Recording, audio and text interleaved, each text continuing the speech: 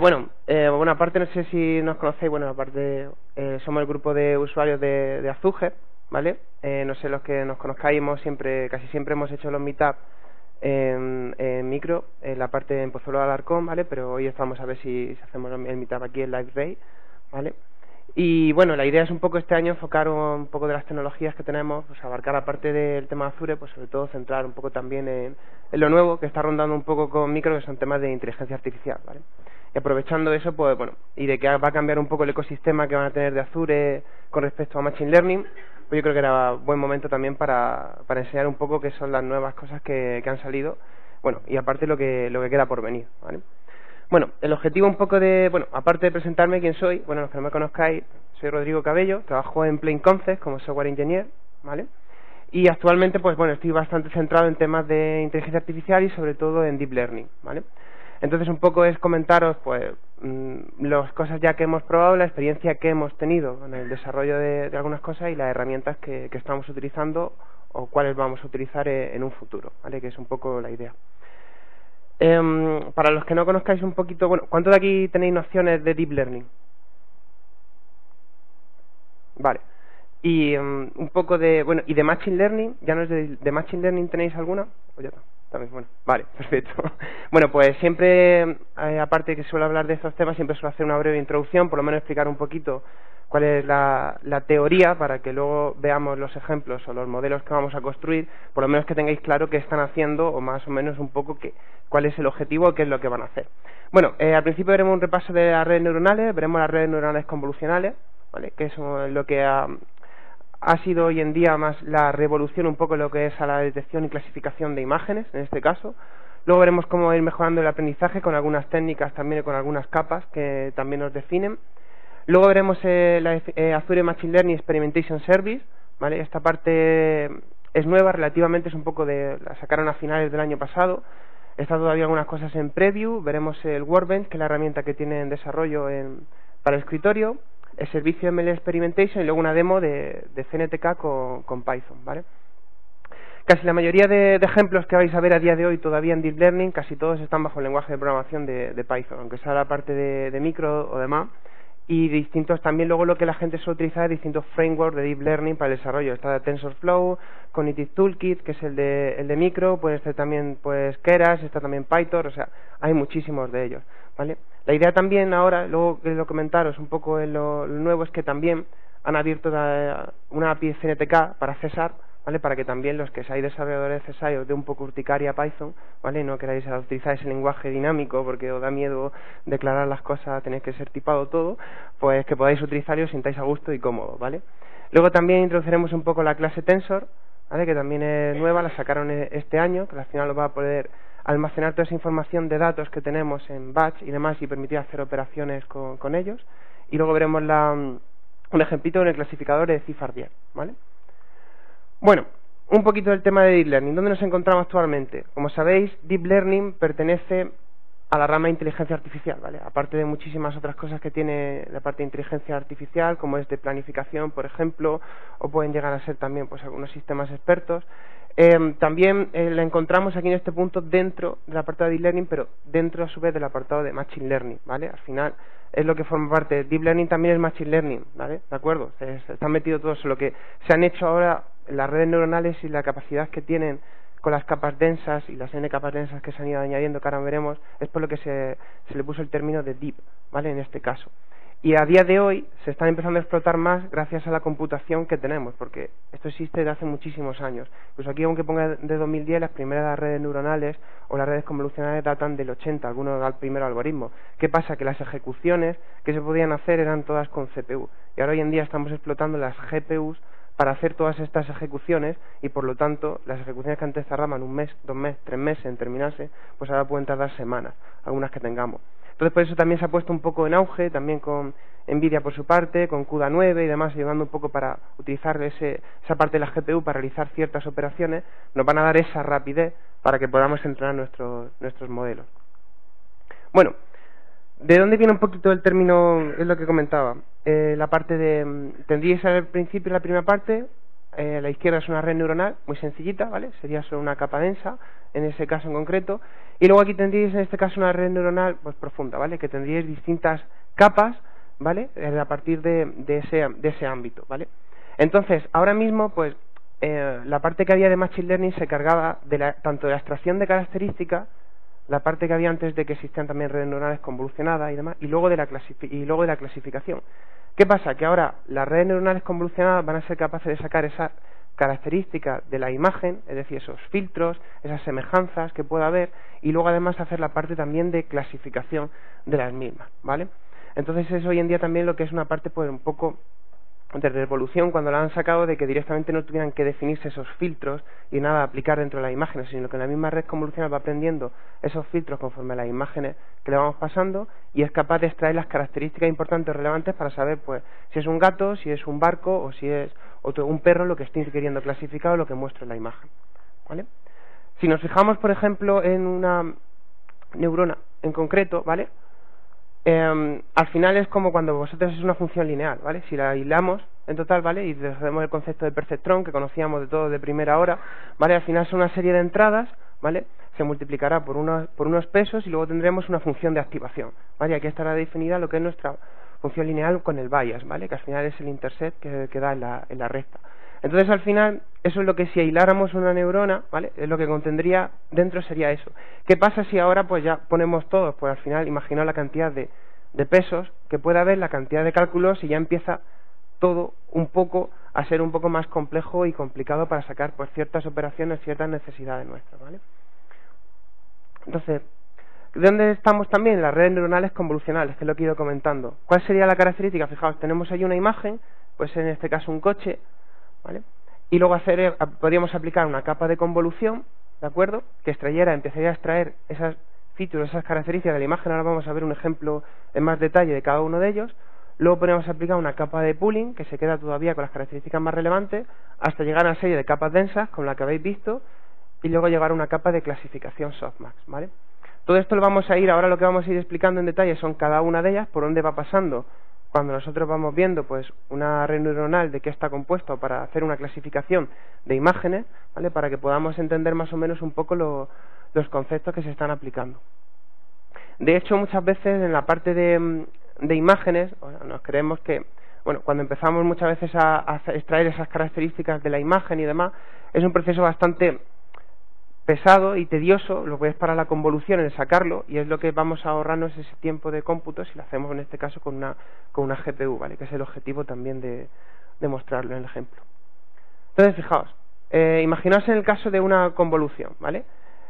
En el caso que tenéis allí, bueno, no sé si esto me interesa que vaya. Bueno, espérate un momento, que lo tengo por aquí, porque si no, no lo voy a poder señalar.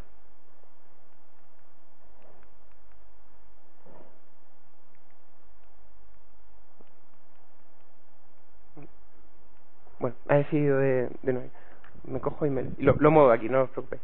Bueno, fijaos, al final si quiero clasificar, dependiendo de la imagen que yo quiera clasificar o de mis imágenes que yo tenga, puedo tener, pues, aparte de el ancho por el alto, sí. Vale. Muy fuerte, tengo que estar fuerte, vale. Bueno, entonces imaginaos que tenemos aquí esta imagen que es en color, ¿vale? Entonces tenemos nuestros tres canales de color, el rojo, el verde y el azul, por la imagen. Si la imagen fuera en escala de grises, solo tendríamos un canal, ¿vale? Para ello. Entonces, todos estos canales se le están pasando también a lo que es la imagen. Luego, nuestra entrada sería ante el ancho por el alto y 3 por el número de canales que hubiera, ¿vale? Entonces, ¿qué hace una capa de convolución? Una sola capa, si definimos una capa de convolución, puede tener los distintos parámetros. Tendría un número de filtros que nosotros queremos definir, que pueden ser, pues, quiero que se apliquen n filtros con n pesos a esta imagen, que es un parámetro que nosotros podemos definir sobre la misma, ¿vale? Y esto lo que haría al final es crearnos, pues si os acordáis de antes de las pequeñas neuronas, la función lineal que teníamos, al final nos crearía pues una matriz, ¿vale? Lo que es el peso, y esto sería nuestra entrada más el bias. También podemos especificar qué tamaño de filtro va a tener, o sea, por dónde va a ir inspeccionando la imagen y dónde va a ir cogiendo esa información en cada una de ellas, ¿de acuerdo? Y luego aparte también podríamos tener información acerca de los sprites y del path, ¿vale? Con este ejemplo que tengo aquí lo vais a ver un poquito más claro lo que se está haciendo. Fijaos, aquí se han definido, esta es la imagen que sería o la parte que está queriendo reconocer, ¿vale? Y entonces de aquí se está haciendo un movimiento de un desplazamiento de stride, es decir, está cogiendo el tamaño del filtro es 3×3, que es este gris que está sombreado, ¿de acuerdo? Vamos a suponer que se ha definido solo un filtro, ¿vale? Para no complicar el número de filtros que hay, y luego aparte se está haciendo un desplazamiento de cada dos casillas, que es este número de strides, tanto en la parte en el eje X como en el eje Y, ¿vale? Y esto va analizando poco a poco nuestra imagen y extrayendo las características que nos interese, haciendo esa multiplicación por cada uno de ellos, por los pesos y por la parte de los píxeles que hay en la imagen. Y este sería lo que es el filtro, que son hoy en día los que también se van autocalculando y son los pesos que también vamos teniendo. Y entonces todo esto se tiene por cada uno de los n filtros que definamos y también por cada una de las capas de colores que tengamos por la imagen, ¿de acuerdo? Obtener esa información. El path-through, ¿qué quiere decir? Que también es un elemento bastante importante. Quiere decir, fijaos que esta parte de aquí, por ejemplo, no tiene nada en la imagen, ¿vale? Pero mi tamaño del filtro es 3. Aquí lo que le estoy diciendo es que también llegue a la zona del final. O sea, aunque esto lo consideremos como 0, ¿vale? Esta parte de aquí a mí me interesa que también el filtro llegue hasta el final y no se corte a lo mejor de la zona naranja, sino que quiero que el path también lo coja un poco más para allá, ¿vale? Aunque no coja el tamaño del filtro si desplazara los strides de 2. ¿De acuerdo? Así es como funciona, esto es lo que hace por debajo una capa de convolución en Deep Learning. Entonces, para ver un ejemplito más, fijaos todos los cálculos de pesos que tendría que hacer. Imaginaos que mi tamaño de la imagen es 7×7, que además tengo mis 3 colores, ¿vale? De aquí, de cada una de ellas, y que además estos son mis filtros, ¿vale? Lo que son de cada uno de ellos, de la parte de aquí. Fijaos que se va haciendo, por cada esta parte de aquí, iríamos haciendo, este es para el caso de calcular este número, ¿vale? Iríamos haciendo lo que es la multiplicación por cada uno de ellos, de cada uno de los filtros que tengamos, y luego, al terminar, la suma, ¿vale? Y esto daría en total -3, teniendo en cuenta también el bias, ¿vale? Entonces, todos estos cálculos son internamente, cada vez que está aprendiendo la red neuronal y cada vez que está sacando esa información, son lo que se están realizando cada vez que vemos una capa de convolución, cada vez que la veáis. Hay distintos tamaños que tenéis en la capa de convolución. Podéis tener capa de convolución de una dimensión, de 2 dimensiones, incluso de 3 dimensiones. Aquí en este caso una imagen estamos viendo es de 2 dimensiones, porque está aplicando el eje X y ¿vale? Pero en el caso de que a lo mejor tuvierais un vídeo, imaginaos que tuvierais un vídeo y quisierais analizar incluso los n frames que están en un trozo, pues sería una capa de convolución 3D, porque también el frame podría ser en el momento del tiempo. La otra longitud sería el tiempo del frame de la imagen que tuvieseis, por ejemplo, ¿vale? Y eso también sería otra forma de tener otra capa de convolución de otro estilo, ¿vale? Después hemos comentado, aparte no sé si os acordáis aquí, que había luego, esto hemos definido un poco lo que es la capa de convolución de aquí, y luego habría una capa de pooling. ¿Por qué se suelen hacer las capas de pooling? La capa de pooling es bastante importante porque nos ayuda a evitar el overfitting. Bueno, ¿conocéis el concepto de overfitting? Bueno, lo explico muy brevemente. Al final, esto es aplica tanto Machine Learning, Deep Learning o cualquier algoritmo o método de aprendizaje que utilicéis. Al final tened en cuenta que si vosotros podéis entrenar, por ejemplo, tenéis un modelo y un conjunto de datos de entrenamiento, ¿vale? Y normalmente, supuestamente, si tenéis que hallar pues una función o algo que al final o un modelo lineal, en este caso si estamos con una regresión lineal, por ejemplo, que cumpla o se ajuste, ¿vale?, a vuestra línea de puntos, ¿vale? Si sobreentrenáis mucho el modelo con un conjunto de datos siempre el mismo, lo que vais a obtener es que a lo mejor se cumpla todo esto y se cumpla por todos los, y sepa detectar para ese caso de entrenamiento, sepa detectar todos los puntos exactamente y correctamente, porque es para lo que se ha entrenado durante muchos ciclos o muchas épocas, ¿vale? ¿Qué pasa si a lo mejor ahora les pongo a una parte de datos distinta o en otro caso que no es con el que he entrenado, lo he entrenado mucho con ese? Pues que mi algoritmo no se ajusta bien a otros casos, no es capaz de detectar otros casos que están fuera, ¿vale? Entonces el overfitting al final es que se ajusta demasiado a mi conjunto de datos de entrenamiento y de aprendizaje de esa red neuronal, pero luego no es capaz de ajustarse bien a datos que tiene en la vida real porque no ha aprendido de ellos y aparte porque se le ha ajustado demasiado lo que es ese aprendizaje a ese conjunto de datos, ¿de acuerdo? Entonces, ¿por qué ayuda el max pooling en este caso? Bueno, o el pooling en general un poco a evitar el overfitting, porque al final hace una reducción de dimensionalidad de la imagen. Y aparte se queda con las características más importantes. Hay dos tipos de pooling. Está el max pooling y el average pooling. En este caso el max pooling, fijaos un ejemplo que tenéis aquí. Esto tenéis una imagen y tenéis del tamaño que sería 2×2 y se va analizando. Si quedamos con este trocito de aquí y cogemos el máximo, es 100, ¿vale? Si nos quedamos con este trocito aquí, cogemos el máximo de 184, ¿vale? Y eso al final es lo mismo que la convolución, va cogiendo pues un tamaño, se va moviendo también con una serie de strides y va obteniendo toda esta información de la imagen, ¿vale? Lo mismo en vez de max pooling lo tenéis también para average pooling, en este caso. Para average pooling, ¿qué es lo que tenéis? Que podéis hacer también obtener la media de lo que son pues todos esos datos que tienen, pues en ese caso, pues este filtro, o en este caso en concreto esta imagen, ¿vale? Toda esta información, sin embargo, el 31, el 15 y el 100, pues nos quedaríamos con 36. Lo mismo para el 28, 184, 70 y 38, nos quedaríamos con el 80. Iríamos analizando todas estas imágenes, ¿vale? ¿Hasta aquí alguna duda? Vale.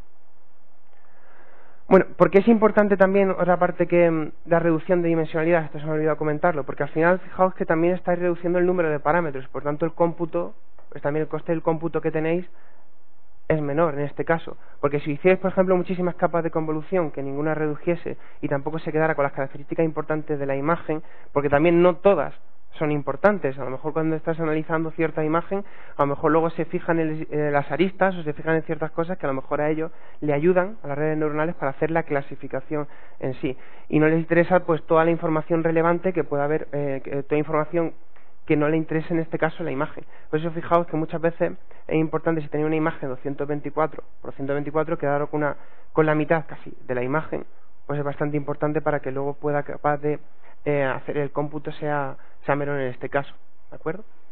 Bueno, y por último lo que hablábamos también es la parte de las capas densas, ¿vale? Estos podríamos seguir aplicando convolución y capas de max pooling, average pooling y demás, pero también luego tendríamos las capas densas, que son las que hemos comentado al principio, ¿vale? Esta parte de aquí, ¿vale?, que son las que están aquí, que hemos dicho que cumple una función lineal, en la que toda esa es una capa densa, está totalmente conectada con los nodos siguientes y con los anteriores. Fijaos que este nodo de aquí, ¿vale?, está conectado con este y con todos los siguientes, ¿vale? Y eso es lo que se define una capa densa. La podemos definir con la longitud que queramos, ¿vale? En cualquiera de los frameworks que luego vamos a ver, podemos definir una capa densa y podemos definir una longitud, ¿vale? Pero lo importante es saber, en este caso, por ejemplo, las funciones de activación que vayan a tener en este caso nuestra neurona, ¿vale? Que son todas las que tenéis aquí, bueno, las más conocidas, hay muchísimas más funciones de activación, ¿vale? De hecho, este año sacaron una que se llama Swiss, ¿vale? Que es Swiss Activation, ¿vale? Que es el mismo entrada por sigma de la entrada, y eso lo que hace también es que tiene mejor casi comportamiento que ReLU, que es una de las más utilizadas, por ejemplo, ¿vale? Entonces, fijaos, hay algunas aquí que son bastante triviales, como veis, incluso y que son las más utilizadas, pero al final hay que fijaros en el caso de ReLU, de que al final el máximo que llega de que si es un valor negativo lo pone a cero, o sea, se quitan los negativos de por medio para que les faciliten luego hacer los cálculos. Y es una función de activación que se ha demostrado y que hay en bastantes papers que funciona bastante bien a día de hoy y con lo bastante simple que es, ¿vale? Que fijaos en este caso de la sigmoide, que aunque nos va a achatar lo que es esa salida, nos la va a poner entre los valores. Es una función un poquito más compleja, no tan compleja, pero un poco más compleja de calcular, como puede ser el caso de una exponencial, ¿vale? Que hay ahí por medio. Entonces, al final, lo más simple en este caso es lo que ha funcionado bastante bien. Y luego, sin embargo, os podéis encontrar, no todas las capas densas que vais a encontrar en cualquier definición de una red neuronal no tienen por qué tener una función de activación también asociada. De hecho, la última capa densa, que esta en este caso puede ser la salida de nuestros datos, no tiene por qué tener una función de activación. Ya no va a pasar datos a nadie, son los resultados de la salida, no tiene que producir pues un análisis de peso ni nada, es simplemente un resultado y saber pues al final cómo se ha predecido ese valor o cómo se ha cogido, ¿no?, naturalmente, ¿vale? ¿Cómo va a ser nuestro proceso de entrenamiento? Bueno, aquí la verdad es que hay que tener bastante claro ciertos conceptos. Bueno, aparte un poco de explicar que siempre se suele reservar una parte, bueno, para los que no estén acostumbrados a temas de Machine Learning o Deep Learning, normalmente cuando entrenamos cualquier modelo o entrenamos una red neuronal o hacemos uso de ello, normalmente no solemos coger todo el conjunto de datos y lo entrenamos, ¿no? Porque para evitar las cosas que hemos comentado anteriormente, normalmente lo que solemos hacer es pues reservamos un tanto por ciento de nuestro conjunto de dataset del que vayamos a entrenar y le decimos que esto va para training y esta parte va para testing. Normalmente suele ser un 80-20, pero depende también de vuestro conjunto de datos, de cómo sea heterogéneo, cómo estén distribuidos. En realidad habría que hacer un análisis para saber que todos los tipos también de clases caen en la misma parte de training para que se entrene con todos tipos de datos. De hecho, no se puede hacer partirlo tal cual. Normalmente se suele un poco randomizar y para que caigan cada uno de ellos, porque imaginaos que queremos predecir 4 tipos de clase y me han caído pues una solo en la parte de training y las otras 3 están en la parte de testing. Por mucho que aprenda mi modelo, no va a desconocer nada de las otras 3 y no se las he pasado ni las conoce nunca. Pues es muy importante siempre hacer esa partición, ¿vale? Es muy importante aquí, imaginaos que tenemos el mini batch, que es donde vamos a leer nuestra información que tengamos pues en la base de datos o en cualquier otro sitio. Y estamos entrenando nuestro modelo y estamos con los datos de training. El concepto de mini batch es coger pues un trocito, ¿vale? Que se puede coger de ese conjunto de datos y entrenar la red neuronal con ello, ¿vale? ¿Qué pasa? Cada vez de que se termine ese mini batch, los pesos que están dentro de la red se van a ajustar y se van a calcular, ¿vale? De nuevo cada uno de ellos. Cuando es la siguiente iteración que lleguemos, cogeremos el siguiente trocito de mini batch con un tamaño que estemos predefinido, que hemos definido nosotros, y volveremos a entrenar la red y se volverán a actualizar esos pesos, ¿vale? Ese es el proceso de la primera parte que se hace de forward propagation, cuando se va toda esta información propagando de actualización de pesos hacia adelante hasta el final, y luego entran aquí en juego, ¿vale?, los que ya nos dicen de si nos estamos equivocando o no, si estamos cometiendo algún error con respecto a la salida que nos esperábamos, porque nosotros lo estamos entrenando de manera supervisada. Estamos diciendo, oye, estas son mis imágenes, pero estas son mis etiquetas que tienen, ¿vale? Y una peculiaridad de casi toda la mayoría de algoritmos de Deep Learning es que en este caso casi todos los labels que conocéis o todas las etiquetas están tagueadas, bueno, están puestos de manera de one hot encoded, ¿vale? Esto si nos viera cualquier DBA o cualquier administrador guardado en una base de datos, utilizando toda esa cantidad de información para solo representar un tipo, vamos, nos mataría, ¿vale? Pero en este caso, en temas de Deep Learning, es eficiente para saber la diferencia del error y también la distancia que hay entre una clase y otra, que todos sean equivalentes y tengan la misma distancia. Para mí debería ser lo mismo predecir un gato que predecir un perro, pero si le asigno una numeración que vaya, por ejemplo, de 1, 2, 3, 4, ya está a más distancia lo que es un perro que a lo mejor un gato, que a lo mejor un barco, ¿vale? Está puesto. Sin embargo, aquí estaría a la misma distancia, ¿vale? Puesto porque la diferencia de uno y otro sería siempre 0. Aparte de aquí, le va a ser más fácil calcular luego, porque la mayoría de funciones de pérdida que se utilizan son la cross entropy with softmax, ¿vale? Que es una función que lo que va a hacer es directamente aquí ponernos lo que es el cálculo de la probabilidad de que sea de una clase, ¿vale? Y lo de que pertenezca a esa misma clase. Cuando le pasemos el one hot encode aquí más la probabilidad, pues nos va a decir si hay error o no en ese dato que nos está diciendo nuestra red neuronal y lo que verdaderamente le hemos pasado del entrenamiento. Si ocurre error en este caso y hay un problema, se hará un backward propagation, se actualizarán los pesos para dar esa corrección, esa pequeña corrección de, oye, aquí se ha cometido un error, necesito que actualices todos los pesos de toda la red porque he aprendido algo nuevo, de que esto no me lo esperaba yo, o he tenido aquí un problema porque no es esto lo que está dando con respecto al error que teníamos calculado, ¿de acuerdo? Pero nos falta aquí un dato más, ¿vale? En esta parte. Nos falta parte cómo aprendemos, ¿vale? Cómo minimizamos esta función, ¿vale?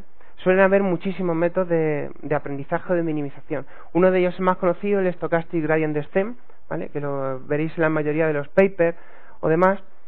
Y en esta parte lo que se hace, el descenso gradiente consiste es bastante sencillo lo que es la explicación un poquito, la explicación teórica tiene muchísimo más, ¿vale? Pero lo que es el concepto en sí de descenso gradiente es bastante sencillo. Al final nosotros lo que nos interesa, que esto también dependerá de cómo esté también el método de aprendizaje, el learning rate, que hayamos puesto, cuidadito con poner learning rate también muy grandes, porque podríamos estar dando saltos aquí en la curva y nunca llegar a un óptimo, porque siempre nos pasaríamos, ¿vale? Así que normalmente solemos poner valores de learning rate muy grandes al principio para establecer la dirección del gradiente, y luego a lo mejor cuando ya lleve mucho paso de entrenamiento ponemos un learning rate más pequeñito para que se vaya quedando en esta zona hasta que va costando al final el óptimo, es el que nos interesa a nosotros, el que minimiza al final todo ese conjunto de datos y toda la función que al final nosotros de todos esos datos que le hemos pasado y todo lo que tiene que aprender la red neuronal, ¿de acuerdo? Eso serían un poco, más o menos así por encima, ¿vale? No quiero tampoco entrar mucho en detalle en cada uno de ellos, los conceptos que tendrían en el tema de Deep Learning, que al final tenemos, si recopilamos un poco, tenemos el concepto de mini batch para coger los datos de cada uno de ellos, el concepto de de Lerner, ¿vale? Que en este caso es Stochastic Gradient Descent, el que hemos utilizado, y el concepto también de las funciones de pérdida, que también las vais a tener que decir y que optimizar. Lo bueno de las funciones de pérdida es que la mayoría de frameworks la podéis establecer vosotros la que queráis. O sea, no siempre tiene que ser en este caso un cross entropy with softmax. El otro día, por ejemplo, estábamos con un ejemplo de un autoencoder, que al final el autoencoder es que la imagen de entrada se parezca a lo máximo a la imagen de salida, al final nos queremos quedar con las capas intermedias, ¿vale? Y entonces en este caso la función de pérdida eran los errores cuadráticos de la diferencia que había entre la imagen de entrada y la imagen de salida. Yo quería minimizar que siempre que yo le entrara una imagen se pareciese lo máximo posible, aun aplicándole convoluciones y demás. Esto los autoencoders nos ayudaba, por ejemplo, para reducir también el número de características.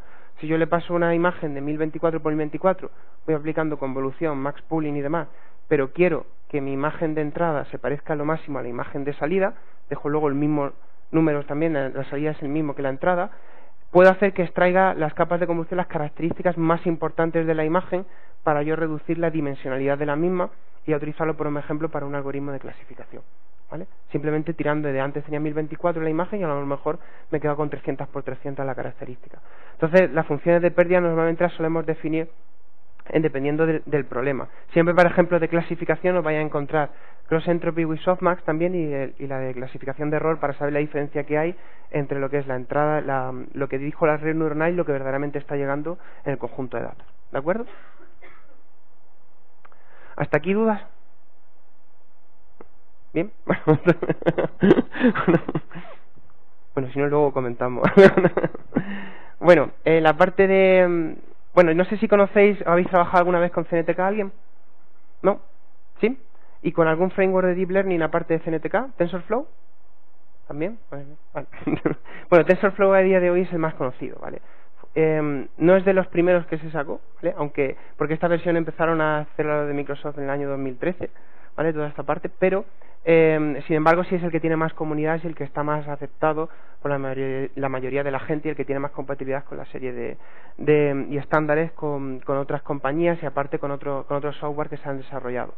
Pero sin embargo, bueno, que tienes que la primera versión se sacó en el 2014, es un producto open source, ¿vale? de Microsoft, que ahora mismo tiene abierto.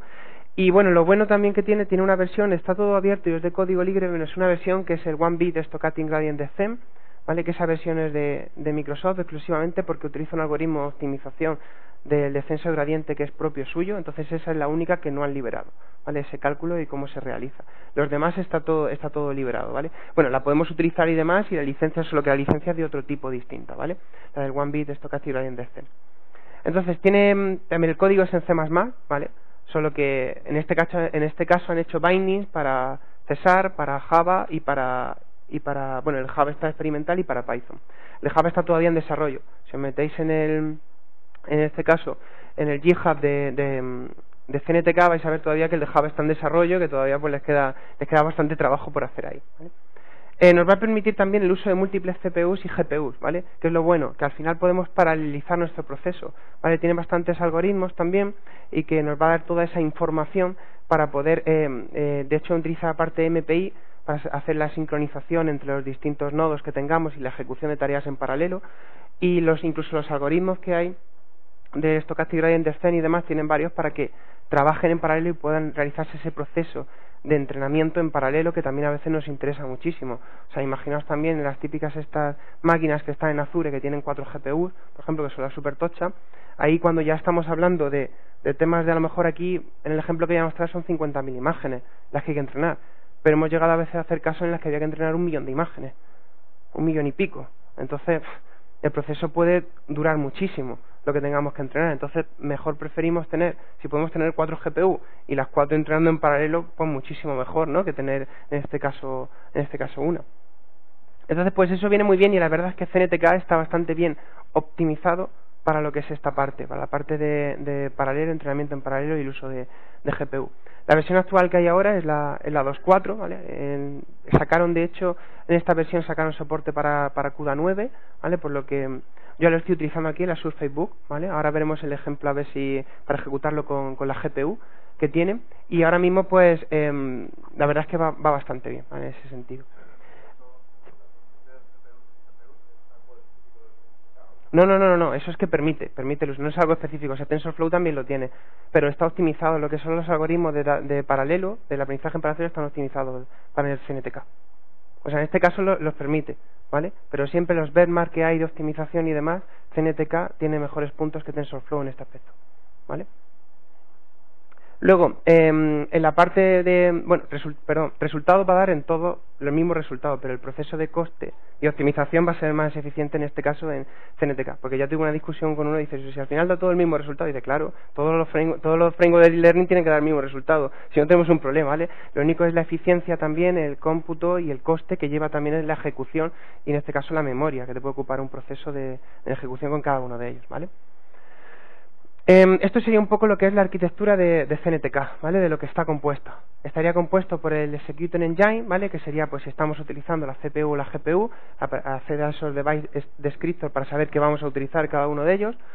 Luego la parte también de lo que es la ejecución de del gradiente, ¿vale? O del algoritmo que tenga, el learner que tenga o que se haya definido en esta interfaz. Y luego también lo que es los importantes, que también tienen sus propios readers. ¿Vale? Aparte de los readers que os podáis imaginar, pues de leer un archivo o tener información, tiene su CTF de serializer para coger los archivos que tengan y ponerlos en un mismo formato. Tiene también sus imágenes de serializer para coger, pues a lo mejor imágenes también y de serializarlas de esta información que estén guardadas en disco. Pero lo bueno también, aparte, como otro framework, nos permite también hacernos nuestro propio reader, ¿vale? Que tengamos, porque imaginaos, en este caso se nos daba a nosotros de que yo 100.000 imágenes o 900.000 imágenes yo no las puedo tener almacenadas en mi ordenador, y a lo mejor en un ordenador pues tampoco, ¿no? Entonces a lo mejor prefiero tenerlas en la nube o estar almacenadas en un blob storage de Azure. Pues en este caso a veces hemos hecho pruebas de crear nuestro propio reader, en este caso tirara de ese blob storage de Azure y fuera consiguiendo las imágenes para poder entrenar a lo que en este caso es la red neuronal, porque al final pues si se te va de madre lo que es el espacio en disco que pudieras tener, dependiendo también el tamaño de las imágenes que quieras entrenar, y no había forma. Entonces es bueno también que nos permitan customizar también esa parte y esos readers para que nosotros podamos ir dándole esa información al framework, ¿de acuerdo? Vale, bueno, hasta aquí voy a parar un momento, ¿vale? Y os voy a enseñar un poco el código que hay o el ejemplito que hay en Python, ¿vale? Para la parte de... ¿Veis bien la pantalla? Sí, ¿no? Se ve bastante bien. Vale, perfecto. Fijaos, al final el objetivo es, bueno, no sé si conocéis el dataset de CIFAR 10, ¿vale? Pero el objetivo es de 50.000 imágenes para training y 10.000 para testing, y se quieren clasificar por 10 tipos de imágenes, también pues si pertenecen a la categoría, si son gatos, si son perros, ¿vale? De acuerdo, si son pues un barco, es decir, están definidas las categorías, luego enseñaremos en la página para que veáis el dataset. Y al final la idea un poco es este modelo que se ha entrenado, es enseñaros los modelos que hay definidos, ¿vale? Luego entraré un poco más en detalle también de lo que se ha creado el proceso de training, pero al final lo que me interesa es esta factoría, ¿vale? Que hay aquí. Fijaos que le estoy pasando incluso el tipo de modelo con el que quiero entrenar, porque yo puedo empezar a hacer la evolución con un modelo, darme cuenta que mis resultados son muy malos o son pésimos, y luego después pues querer cambiar a otro modelo, ir añadiéndole incrementales a mi modelo, de manera que yo lo vaya refinando cada vez más hasta que tengan mejores valores de resultado, ¿de acuerdo? Entonces aquí, en este caso hemos definido un base model, ¿vale? Que sería un modelo que absolutamente no tiene nada, ¿vale? En este caso, simplemente tiene las variables de entrada, que van a ser mis labels, mis etiquetas, como hemos visto de la imagen, cuál va a ser, en este caso, la entrada, la imagen en sí, una transformación si le queremos aplicar a la imagen, por ejemplo, muchas veces las imágenes se normalizan también para ayudar al proceso de entrenamiento, para lo que es la imagen, y se suelen pues dividir entre valores de entre 0 y 1, porque os podéis encontrar imágenes que estén muy cercanas o con valores muy bajos, imágenes con valores muy altos, ¿vale? Entonces normalmente esa normalización ayuda a lo que es la parte del proceso de aprendizaje. Y luego también el criterio que hemos hablado. Fijaos la función de cross entropy with softmax, que es la que hemos comentado antes, y luego la de classification error, que nos está diciendo si la predicción de mi modelo me he equivocado con respecto a los labels que tengo, ¿vale? Esto es un modelo que hay básico, pero ahora ya voy a definir lo que es mi modelo de verdad, ¿vale? Entonces al final pues heredo del base model y tengo la definición de mi modelo como tal. Fijaos, esto ya es en la parte de CNTK. Lo que estoy haciendo aquí es definir las capas que quiero que tenga mi modelo o cuáles se van a aplicar en este caso. Entonces estoy diciendo que al final, con todas las opciones, que las capas que haya Esto es una opción para decirle que todas las capas que tengan por defecto cojan esta configuración, o sea, cojan la inicialización y cojan esa capa de activación, ¿vale? Cojan la función de activación de ReLU. Entonces al final estoy definiendo pues una convolución, max pooling, convolución max pooling y una capa densa al final y mi capa de salida, que como os he comentado antes no tiene activación porque ya es el resultado de la capa que queremos ejecutar, ¿vale? Y todo esto ya va a ser mi modelo como tal y que yo voy a entrenar, ¿vale? Entonces, fijaos que todos los términos de lo que hemos hablado anteriormente y todo lo que hemos visto está reflejado aquí. Hemos visto el tema de la convolución, de definir, estos serían los números de filtros que quiero establecer en mi capa de convolución. Este sería el tamaño de mi filtro, que va a ser de 5×5, y sería incluso decirle si es path, o sea, si quiero que llegue hasta más de lo que es el final de la imagen, ¿de acuerdo? Y lo mismo para la capa de max pooling, decirle el tamaño que va a tener la parte max pooling y los sprites, cómo se va a ir moviendo esa parte y cómo va a ir sacando esa información, ¿vale? Como veis, pues se le está pasando el resultado de la capa anterior, pues se le pasa a la siguiente y así se construye, ¿vale? Hay más maneras de construirla, luego vamos a ver otra, pero que la idea es que tengáis esa información.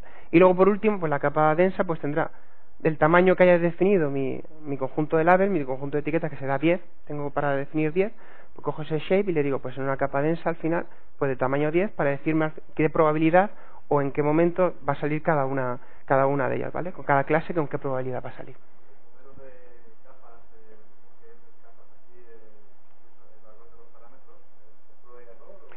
Normalmente muchos han hecho bastantes ensayos, no sé si conocéis el caso de ImageNet, de Challenge de ImageNet, de calcular todas las 1000 imágenes y demás. Bueno, de ahí suelen salir bastantes papers y bastantes deducciones que se han hecho con respecto a mucho tiempo en función de si son imágenes de color, ¿vale? Si tienen cierta información lo que quieres predecir, si tienen mucho ruido o no. Normalmente sueles definir las convoluciones y las capas de max pooling en función de, primero, el tamaño de la imagen que tengas, sueles definir también cuál va a ser del tamaño del número de filtros y los sprites que tengas, ¿vale? Porque si les pones al principio, imaginaos, nuestra imagen que tenemos serán de 32×32. Si le pones un tamaño de filtro muy grande, al final estás matando moscas a cañonazo y no estás cogiendo información relevante, ¿vale? Entonces dependerá del tamaño de la imagen que tengas, del conjunto de entrenamiento y del algoritmo con el que lo estés entrenando, con el learner también, ¿vale? Porque habrá algunos temas de Stochastic Gradient Descent, veremos como el tema de capas de convolución, max pooling y demás, le tenemos que añadir luego capas de dropout y batch normalization que haremos para que nos guíen mejor en el proceso de entrenamiento. Entonces hay muchísimos factores que influyen en ello, ¿vale? Lo que es en ese caso. Pero luego sí hay bastantes que a lo mejor han sacado un modelo y han sacado un paper relacionado y dice, pues para imágenes de color, dicen, pues a veces hemos demostrado que es mejor que se aplique capa de convolución y max pooling y capa de dropout porque ayuda a mejorar el entrenamiento y a esa parte te hacen la demostración teórica del porqué de cada uno de ellos, ¿vale? Es afinar el modelo. Yo siempre digo que una vez que estemos haciendo temas de deep learning y demás, ¿vale? Siempre que vayamos a hacer un proyecto que tenga deep learning, nosotros estamos muy acostumbrados, yo por ejemplo, en el caso de nuestra empresa, a hacer estimación, a hacer planificación, ¿no? Y saber cuánto va a ocupar un desarrollo, ¿no? Pero la parte de entrenamiento aquí es la parte más oscura, es una caja negra, ¿vale? Que ahora mismo nunca sabes, o sea, cómo saber de acertado que vas a tener un modelo refinado es muy complicado, porque ya no solo es cómo lo hayas definido tu modelo correctamente, sino también las imágenes o el nuevo conjunto de imágenes nuevas que te llegan, cómo se adapta también tu modelo a las imágenes que hay. Entonces es un proceso que puede durar bastante tiempo hasta que ajustas los parámetros y vas sacando esa información, ¿vale? Por eso siempre también en muchos casos es dejar esos procesos en batch encolados, que también dejamos grandes entrenamientos con distintos parámetros para ver al final cuáles se ajustan mejor y cuál sostiene también esa respuesta, ¿vale? O sea, tú puedes definir primero una especie de guía, por decir, vale, pues no voy a ir tampoco a tirar mosca a cañonazo, ¿vale? O sea, tú estableces pero luego lo que te dé también ese parámetro, el de que esto sea mejor un 3.3 que un 2.2, al final depende de tu conjunto de datos y de los resultados que haya sacado el algoritmo, ¿vale? Vale. Entonces, fijaos, aquí ya tendríamos lo que es definido nuestro modelo, ¿vale? Que le hemos pasado pues el número de canales, que todo esto está definido aquí, ¿vale? Tendríamos nuestra imagen de 32×32, número de canales 3 y el número de clases 10, ¿vale? Que es ahora lo que nos interesa. Entonces, una vez que estamos aquí, ya tendríamos nuestro modelo y ahora lo que vamos a hacer es un proceso para realizar el entrenamiento, ¿no? Que es al fin y al cabo lo que nos interesa. Entonces, esta parte del entrenamiento, ¿vale? Es este proceso. Al final, fijaos, tenemos el tamaño del mini batch que hemos comentado, ¿vale? Que son, vamos a ir cogiendo de nuestro conjunto de datos que tengamos de 64 en 64, ¿vale? De las imágenes. También mucho cuidadito con esto, que esto pasa bastante, que también dependiendo de la máquina donde lo ejecutéis os podéis permitir tener un tamaño de mini batch uno u otro, porque si no, en este caso en que estéis en GPU, la pobre se puede saturar la memoria, ¿vale? No podéis coger del tirón muchísimas imágenes y mantenerla en memoria para que haga la ejecución, ¿vale? Por ejemplo, en este caso, en este ordenador tiene una Nvidia de 2 gigas dedicada, ¿vale? Pero aún así, de más de 120 y pico no puedo poner de mini batch size, ¿vale? Porque si no, CUDA ya se está quejando de que lo que hay reservado a la memoria, la GPU ya no puede con ella, ¿vale? Entonces, pues eso también tenedlo en cuenta cuando vayáis a ejecutar, dependiendo de la máquina en la que estéis. Luego también programamos el tamaño que va a tener la época, es decir, cuántos son mis conjuntos de datos de training, hemos dicho que son de 50.000. Bueno, el concepto de época, ¿lo conocéis? ¿No? Bueno, el concepto de época es el número de pasadas que vamos a, una vez que hayamos pasado por todo nuestro conjunto de dataset entero y se haya entrenado todo eso, ¿vale? Eso se considera una época. Una vez que esos 50.000 elementos que haya dado, eso se considera una época. Pero claro, estamos hablando de decir, vale, pero ¿qué sentido tiene pasar n veces, ¿no? Por el mismo conjunto de datos, por todas las veces que hay? Pues dependiendo también de la red neuronal que hayamos definido y del tamaño de la misma, podemos llegar a tener, no sé si os acordáis del caso del Stochastic Gradient Descent. Imaginaos que en la primera época, por ejemplo, podríamos estar en el caso del punto 1, en el que simplemente el gradiente haya tomado una dirección, pero todavía no sepa el óptimo al que tiene que ir. Entonces no puedo actualizar una red que tiene chorrocientos mil nodos, a lo mejor con solo una pasada a mi conjunto de datos, porque todavía a lo mejor no ha conseguido optimizarse a todos esos pesos, ¿vale? Por eso siempre está el concepto de época, para que se den n pasadas hasta que la red converge y llega a un óptimo, que al final es el que nos interesa. Muy pocas redes neuronales con una pasada ya tienen todo resuelto, ¿vale? Con una época, y sobre todo cuando son redes neuronales muy, muy grandes, ¿vale? Con muchas capas definidas. Al final, tened en cuenta que tiene que actualizarse todo eso, tiene que hacerse el proceso de forward propagation y backward propagation de nuevo, ¿de acuerdo? Pues en ese caso hemos definido ese tamaño máximo, ¿vale? Y luego os fijáis que aquí estamos definiendo ya lo que es el Stochastic Gradient Descent, ¿vale? Estamos especificando un momentum a esta parte, ¿vale? Que al final eso es darle un poco de dirección a lo que es el gradiente, ¿vale? Es la constante está definida de Stochastic Gradient Descent, y es, en vez de que vaya oscilando tanto el gradiente de un lado para otro, le definimos momentum para que se vaya directamente a lo que es un camino, y cuántos son los pasos o las iteraciones que tiene que ir dando un poco el gradiente, que las podemos optimizar en este caso con los momentum.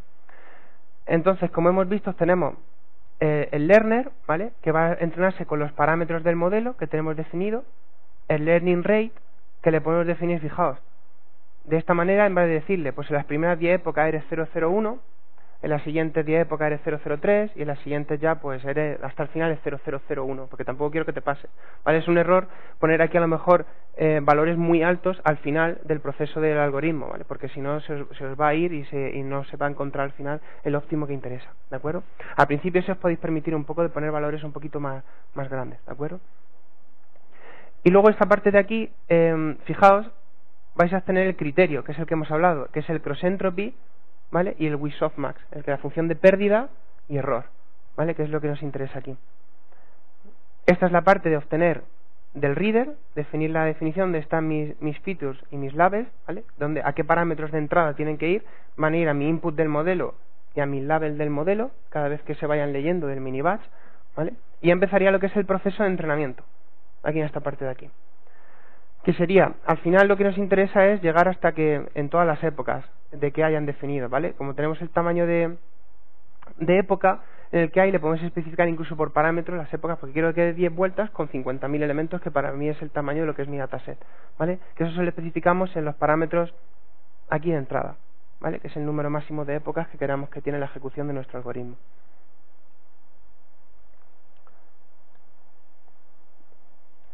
Y luego por fin ya lo que hacemos es decirle que vale, ya tengo definido todo este proceso de lo que es el learner y trainer, que es este modelo con esta función de cross entropy y la función de error, de probabilidad de error, y este learner que tengo aquí. Y ya tengo mi trainer definido. Y esto es lo que es ya el entrenamiento en sí, ¿vale? Y el que ya le voy a pasar lo que son todos estos datos, ¿vale? Y voy a ir entrenando, ¿vale? Lo que es mi modelo y viendo los resultados que se van dando. ¿De acuerdo? En esta parte de aquí luego podríamos incluso pues sumarizar lo que es el proceso de entrenamiento, ir añadiendo lo que es la información de las funciones de pérdida y error, ¿vale? Y luego tener el proceso incluso de testing, de decir, vale, ahora sobre los 10.000 otros elementos que hay, pues ver a ver cómo te has comportado esta red después de un entrenamiento muy grande, ¿vale? Si queréis primero voy a terminar de ver un par de conceptos y luego nos vamos a ir ya a la Azure ML Experimentation y ya podemos hacer una ejecución directamente para que veáis los resultados y aparte de un algoritmo que ya tenía entrenado, porque claro, esto no... Tuve el fin de semana, lo dejé ahí en la GPU, dejé el ordenador volando, ventilando, y lo dejé ahí un rato, casi un día, y luego después, pues ya que terminó el proceso, pues bueno, ya enseñaré el resultado, pero aquí podemos hacer una pequeña ejecución, pero no va, los resultados que van a dar van a ser penosos, ya veréis de lo que es esa parte, ¿vale?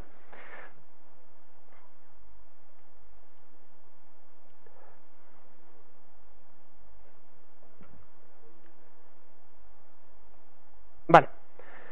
Fijaos que ahora vamos a hablar un poco de mejoras en el proceso de aprendizaje, porque solo quiero que las conozcáis porque la vais a ver en el modelo final que hay definido, que son los residual networks, ¿vale? Que es el modelo de ResNet, para que cuando veáis un dropout definido digáis, anda, un dropout, ¿esto qué es? Ah, bueno, pues mira, más o menos me lo han explicado y más o menos se entiende.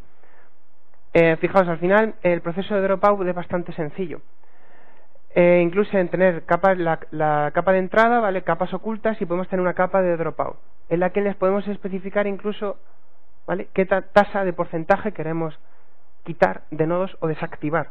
Eso es la clave. Fijaos que es una tasa de 0,5, aquí hay 4, ¿vale? Pues está desactivando 2 en 2 siempre aleatoriamente. Este proceso de dropout, lo bueno es que ignora nodos de la red neuronal de manera aleatoria. De ese trozo dirá, bueno, ¿para qué quiero ignorar nodos de una red neuronal de manera aleatoria? Pues al final lo que ayuda es también a reducir el overfitting.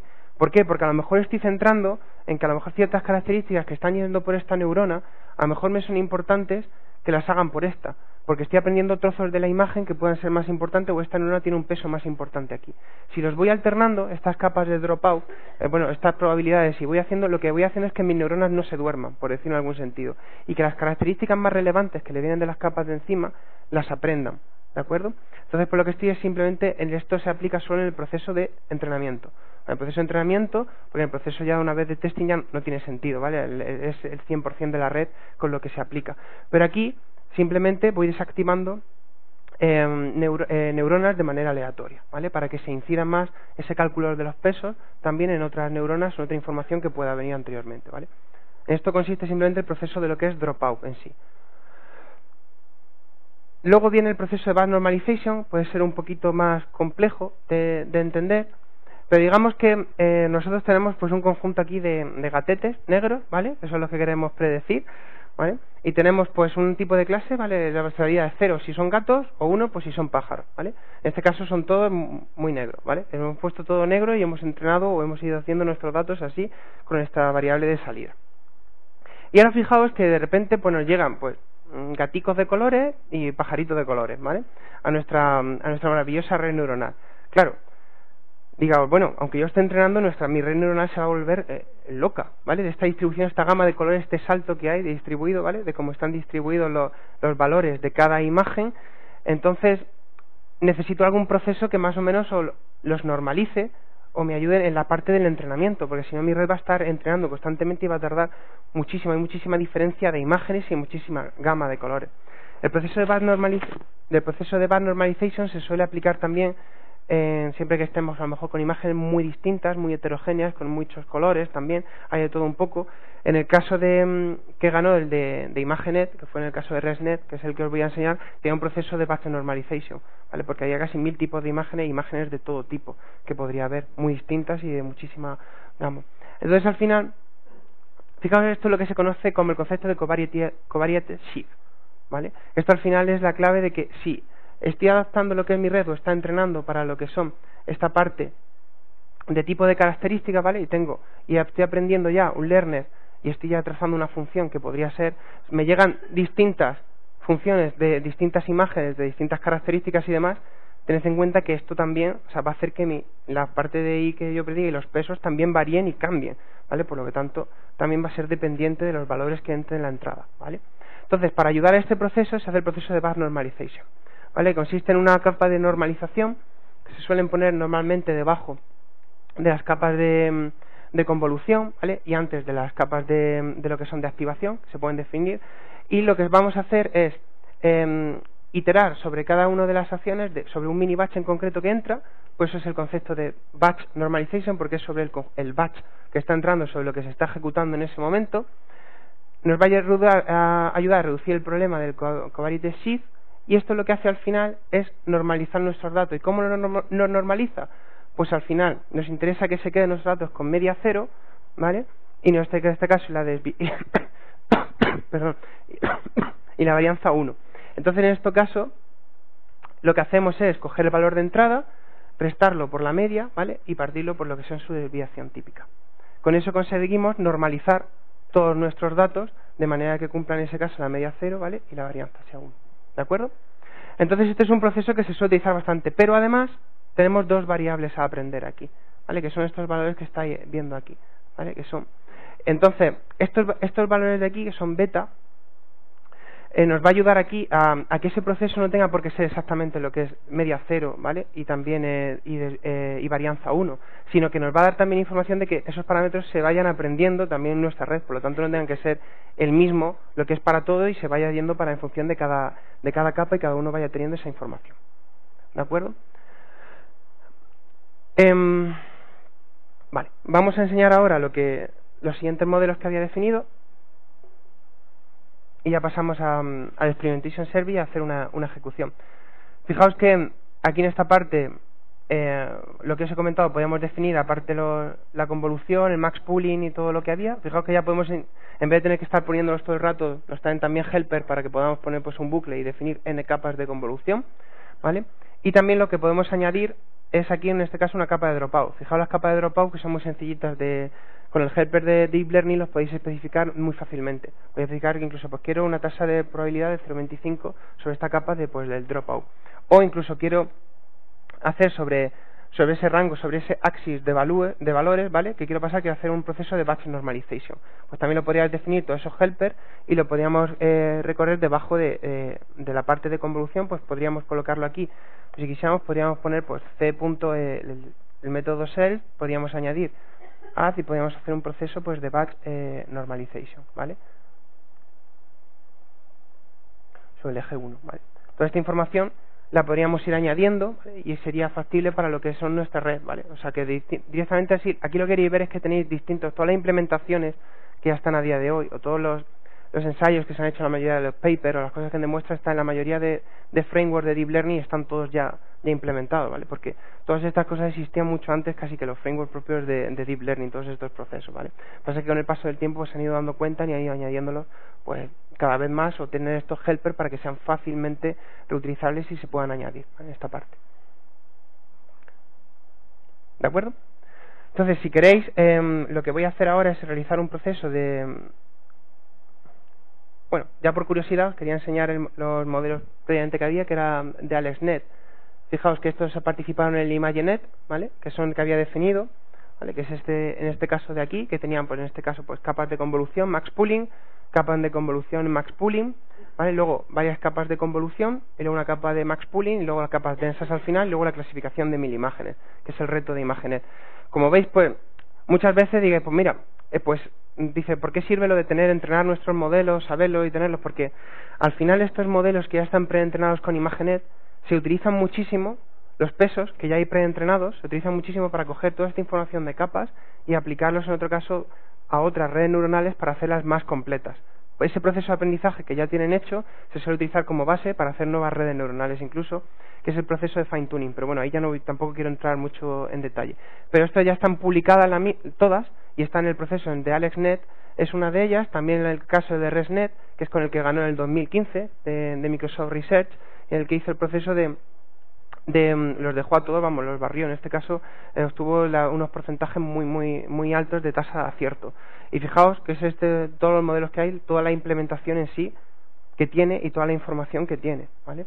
Incluso también en la parte que es de aquí, fijaos que no suele ser una red neuronal convolucional tampoco normal, suele tener, fijaos, una capa de lo que es de densa, una capa de convolución, una capa de activación, una capa densa, y luego fijaos cómo también se alimenta, lo que es la salida es el resultado de las dos capas más lo que es de nuevo la entrada, esa alimentación que tiene, que es un proceso también que luego ayuda cuando los gradientes tienen valores muy pequeñitos y va haciendo propagación hacia atrás a lo que es la red neuronal, ayudan muchísimo estos valores residuales, que eso se llaman ResNet, ayuda muchísimo en la parte del entrenamiento, ¿vale? Entonces todo esto pues es la que definieron y en este caso es la que ganaron en ese año, ¿vale? Bueno, vamos a pasar ya un poco, después de introducir un poco de teoría, vamos a pasar lo que es a la Azure ML Experimentation Service, ¿vale? ¿Algunos habéis jugado aquí un poco con Azure Machine Learning Studio? Sí, ¿no? Ahí sí hemos toqueteado todo un poquito, ¿no? Hemos hecho drag and drop, hemos movido cajitas, nos hemos sentido felices, ¿no? Dice, sale el algoritmo muy fácil, que bien, esto del Machine Learning es la leche, ¿no? Bueno, pues aquí ya empieza a complicar un poco más la cosa. Está bien que esté ahí en el caso de Machine Learning Studio, lo van a seguir manteniendo, está muy bien, en mi caso, por ejemplo, está muy bien para prueba de concepto, para saber que funcionan algunas cosas, pero yo creo que se queda corto, se queda muy corto para la hora y sobre todo en temas de Deep Learning. Porque claro, yo me planteo, dice, ¿cómo ejecuto una red neuronal convolucional aquí?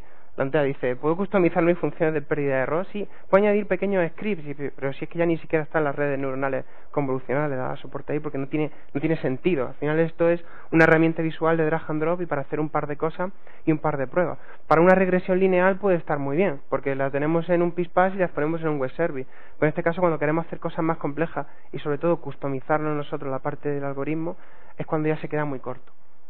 Al final eso nos permitía añadir pequeños scripts, escenarios muy reducidos, y bueno, entonces era mejor un poco pues cambiarlo y hacerlo de otra manera. Entonces, yo por ejemplo esto, en mi opinión, para principiantes está muy bien, pero luego si te quieres meter en más cositas pro, mi consejo es que lo dejéis, porque si no te acostumbras demasiado a ello y tampoco ven lo que se está haciendo verdaderamente por debajo hasta que te tienes que pelear con ello. Al final es una herramienta muy visual, ¿vale? Pero si quieres hacer cosas ya más pro, tienes que pasar ya al tema de Experimentation Service. Bueno, ¿qué es lo que han hecho con el tema de Experimentation Service? Pues decir, pues bueno, pues vamos a dejar tomarle toda la decisión al usuario. Nosotros les proporcionamos un poquito, pues, sitios de ejecución donde dejar sus datos, herramientas un poco visuales, pero lo que es la ejecución del algoritmo en sí la vamos a dejar en manos del usuario, ¿vale? O sea que yo podría definir con Python, por ejemplo, me podría definir un pequeño programita que tuviese toda esta información, que entrenase una red neuronal y luego después pasarse al Experimentation Service para que la evaluara y para que registrar y guardase esos datos, tasas de aciertos y el resultado del modelo, por ejemplo, ¿vale? Pero en realidad todo lo que es el grueso se queda ya en nosotros, lo que es la responsabilidad, ¿vale? En ese sentido, ya no va a haber un peso muy importante para lo que que haya algoritmos expuestos, que podamos utilizarlos, no, ya casi todo el programa entero lo tenemos que hacer nosotros, lo único que los resultados de evaluación y todo lo demás lo podemos guardar aquí en el Experimentation Service. También está el Model Management, a los que no lo conozcáis, nos va a permitir toda la información de nuestros modelos exponerla en una API para consumirla por un servicio web. Es decir, imaginaos que incluso que yo le quiero pasar una imagen que haya subido y exponerla para un servicio web y que me devuelva el resultado de si es un gato, si es un perro, si demás, la imagen que yo haya subido, ¿vale? Esa es la parte del Model Management que tengáis. Y luego, en los casos nos facilitan otra herramienta que es el Azure Machine Learning Workbench, ¿vale? Que es una de escritorio, es una herramienta de escritorio que está disponible tanto para Windows como para Mac, y es ahí donde está conectado también con nuestro Experimentation Service, ¿vale? Eso, lo que es una herramienta visual que nos va a permitir sacar cuáles fueron las últimas ejecuciones, qué tasa de acierto dieron las últimas ejecuciones, nos va a poner también una serie para que veamos nuestros archivos, que los que tenemos actualmente, y demás. Ahora lo vais a ver y os lo voy a enseñar. Y luego también la parte que esté expuesta en Azure, ¿vale? Para todo el tema de un poco de Machine Learning.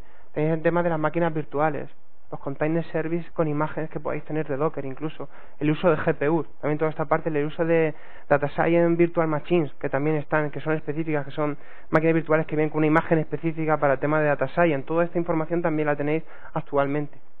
Digo también en on-premise, que también tenéis el Machine Learning Server, para que quieran tener las cosas en on-premise, tiene soporte para R y para Python, ¿vale? Y luego también temas de Azure IoT, ¿vale? Que también se engancha para temas de predicción con el Model Management, para exponer esa API que nosotros tenemos, la podemos enganchar para que nuestro dispositivo pues, IoT, por ejemplo, pues reconozca o aplique cierta imagen o aplique cierto parámetro para saber, por ejemplo, si un sensor está roto o no, o de cualquier información que tengamos.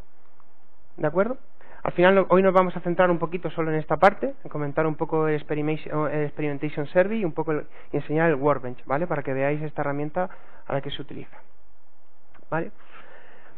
Al final podéis ejecutar lo que es los experimentos. De esta manera tenéis varios soportes para hacerlo. Tenéis de manera local, en un Docker o también con un Docker en remoto, ¿vale? Que también lo podéis hacer ese tipo de ejecución si lo podéis configurar. También siempre tiene soporte para Python 3.5. Por ahora solo tiene soporte para Python exclusivamente, lo que es el Workbench y la ejecución del Experimentation Service, ¿vale? Solo tiene soporte para Python, ¿vale? Entonces, pues, bueno, van a costar pues algunas cositas hacer la ejecución y demás. Ya veremos a ver si sacan algo pues en futuro para dar más soporte pues, a otro tipo de lenguaje y demás. Otra cosa es que también podéis utilizar el framework de Deep Learning que queráis. Soporte es para Python, pero el framework podéis utilizar el que os dé la gana mientras tenga soporte para Python, ¿vale? Para hacer esa ejecución y ese soporte ahí no tendría problema, porque él trae integrado dentro su propio gestor de dependencias que es Anaconda, para el tema de los paquetes de Data Science y demás, que es el que utiliza Python. Tienes toda esta información. Y además está integrado con Git, tiene administración de proyectos, etcétera. Entonces, siempre que vais a hacer una ejecución, se podéis utilizar el Azure CLI, que han sacado una extensión que es el ML, ¿vale? Si estáis acostumbrados a utilizar el AZ como el cliente de Azure para hacer pues determinadas cosas, pues el login, pues hacer operaciones, crear algún tipo de recurso, también tiene una extensión de ML para hacer toda esta parte del experimentation, ¿vale? Y luego pues subiros toda esta información y hacer la ejecución, ¿vale?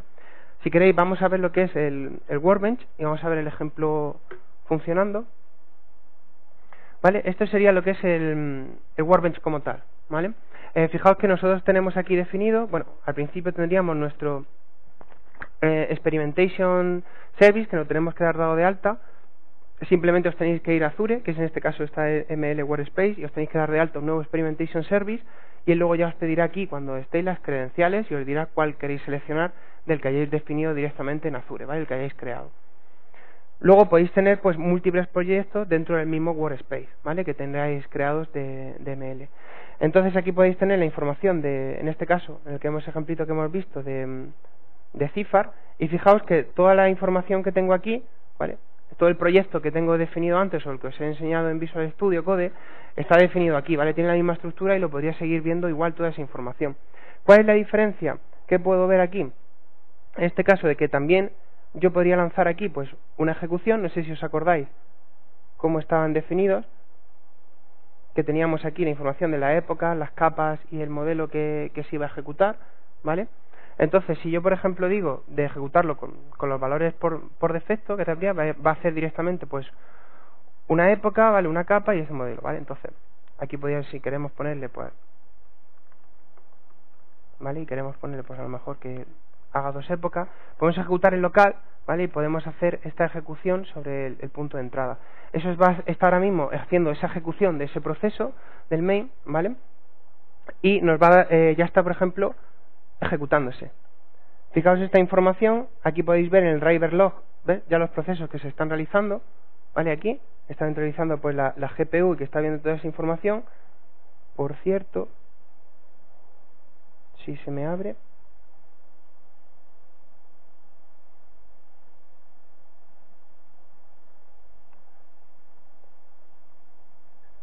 ¿vale? Aquí ya está la NVIDIA, ya está cogiendo un poquito de información, ¿ves? Ya ha cogido solo en ese trazo, ya ha terminado el proceso, pues solo he puesto 2 épocas, pero al final os va marcando también pues el uso que se está haciendo de la memoria, en este caso de GPU, y el proceso de copy, que es al final el que hace la ejecución de esos procesos aritméticos lógicos, ¿vale? Que tiene en el caso de la GPU, cómo se representa, ¿de acuerdo? Entonces, ahora mismo, si estamos lanzando una ejecución en local, vamos a ver esta información.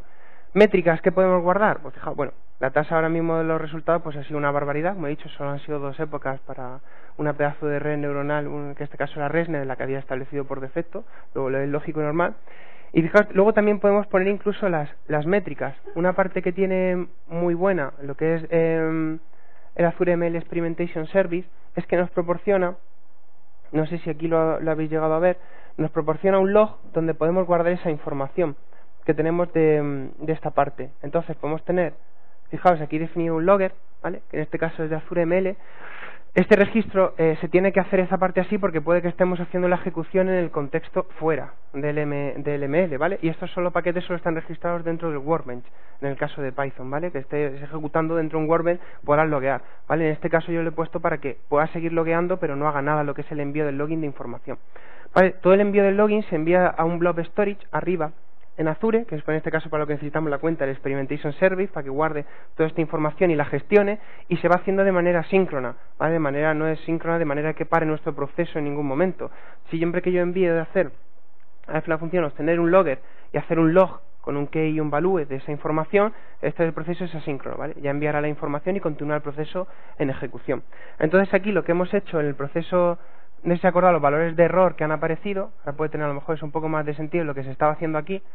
Fijaos que si lo único que se estaban escogiendo los valores de la función de pérdida, ¿vale? Se iban agregando una lista y los valores de la función de error también se iban agregando, en este caso una lista, y los íbamos logando en Azure ML. ¿Qué pasa? Cuando el programa ve que es una lista, lo que es un array, sabe que es una función o una gráfica a representar, él ya lo coge, aunque podemos nosotros también especificar escalares y demás como resultado, y string incluso, él ya cuando ves una lista y cuando ve una ejecución de entero, pues es lo que ha intentado pintar ahí, que es la parte de ejecución de pérdida, la función de pérdida y de error, cómo ha ido variando con respecto a la ejecución de los distintos procesos que había. ¿De acuerdo?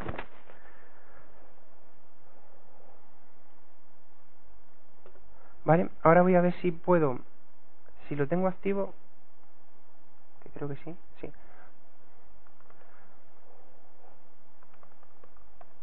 Vale.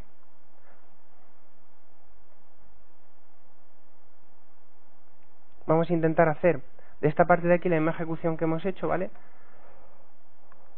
Decirle que vamos a intentar ejecutarla en un container, en un contenedor de Docker, ¿vale?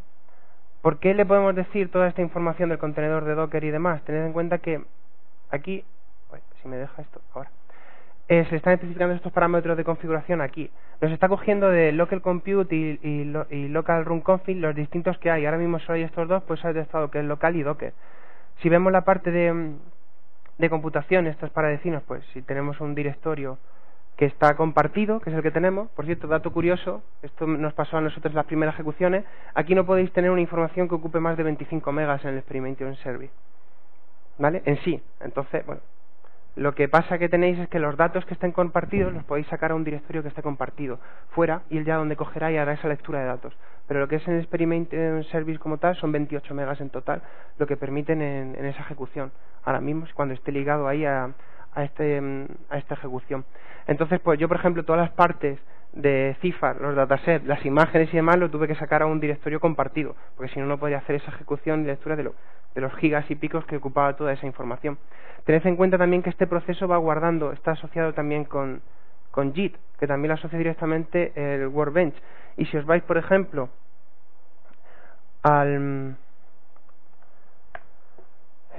yo tengo creado aquí en el VSTS, tengo con JIT, os vamos al proyecto, os va creando una rama que es de Azure ML. Fijaos, a ver si... Vale, os va creando una rama que es Azure ML History, y es que cada vez que hagáis un cambio o hagáis una ejecución también y cambie lo que es vuestro modelo, también lo va a registrar. ¿Por qué es esto importante? Porque también nosotros, si queremos volver hacia atrás o metimos la pata en algún modelo o en alguna parte, o de repente teníamos una tasa de acierto de un 10%, que empezaba a ser buena y ahora tenemos un 70%, ¿qué es lo que ha pasado? ¿O qué es lo que ha ido mal? ¿O quién ha tocado esa parte? O que lo que, pues él automáticamente, cada vez que cambiáis algo, de hecho, podéis ver el histórico. Y del otro día estuve, fijaos, de la parte cuando estuve tocando un poco el fin de semana y demás, o en toda esa parte, estaba haciendo commit de los cambios que estaba haciendo simplemente del modelo o las ejecuciones que yo hacía porque había registrado lo que estaba haciendo ese cambio, ¿vale? Eso directamente lo hace por vosotros. Aparte, luego podéis tener vosotros vuestras ramas gestionadas en JIT como queráis para el trabajo del equipo. Pero si lo asociáis con el Workbench, directamente os lo pone toda esta información, ¿vale?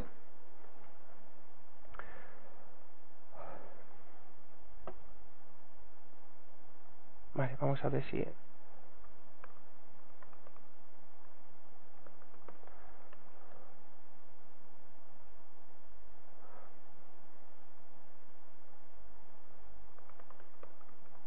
Vale, fijaos, esto es lo único que os quería mostrar, ¿vale? Porque ahora tiene que descargarse toda la imagen y va a tardar un rato.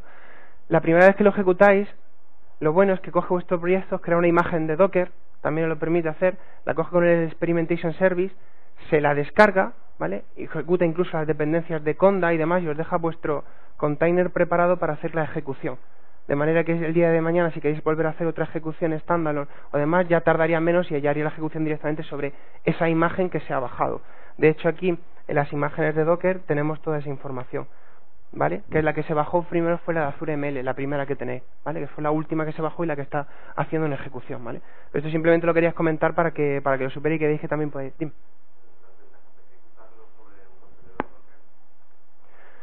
Pues mira, una de ellas depende. Si son, por ejemplo, en este caso son Spark y puedes establecer nodos de Spark y demás. El local puede que no tenga mucho sentido, ¿vale? Pero el Docker remoto a lo mejor tiene ya un poco más de sentido, ¿vale? Yo, por ejemplo, teniendo la gestión de dependencias de entornos virtuales y demás, a no ser que tengas otras muchas dependencias que no quieras instalar en tu máquina, el local para hacer la ejecución y la quieras dejar en una imagen de Docker, porque imagínate vas a utilizar Spark y yo no quiero utilizar e instalar Spark, por ejemplo, en mi máquina y quiero la imagen de Docker de Spark, pues a lo mejor para eso sí tiene más sentido, ¿vale? Es como el sentido de tener a dejar contenedores Docker en tu local. Al final lo que tienes para, me quito de en medio pues SQL Server, me quito de en medio Redis, caché, me quito de esto y sé que con mi imagen de Docker la levanto y ya tengo todo preparado y en mi ordenador no está instalado nada absolutamente como tal, ¿vale? Porque pues aquí es más o menos un poco la misma ventaja, solo que para tener pues dependencias o cositas instaladas de tema de Data Science, ¿vale?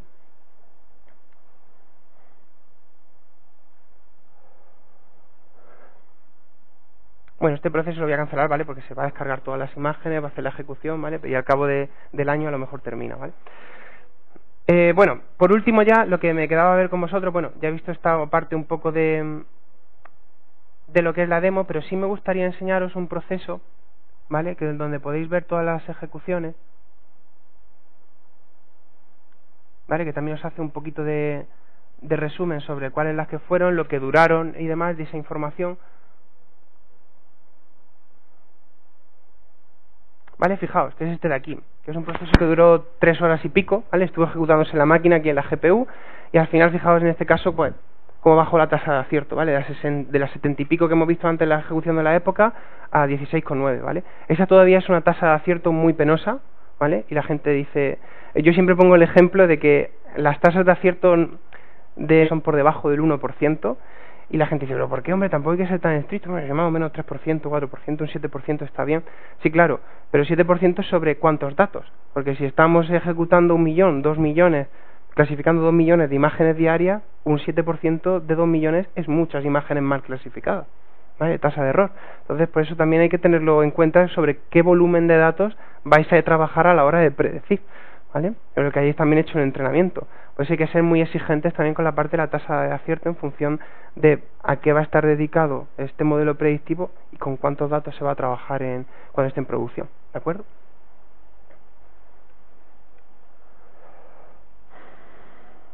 Vale, ahora vamos a pasar un poquito a comentar ya, esta es la parte que hemos hecho la demo.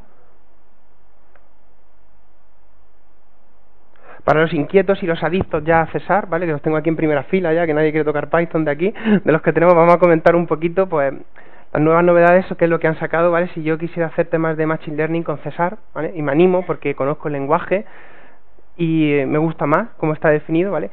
A mí particularmente, al final la programación funcional para estos temas viene muy bien, ¿vale? Por eso también están temas como de definir tus funciones, estar en Python y demás. La mayoría de lo bueno de Python es que te permite pues programación multiparadigma, y si te aburres un día esa programación funcional, pues te haces tus clases y te encapsulas la información en ellas, ¿vale?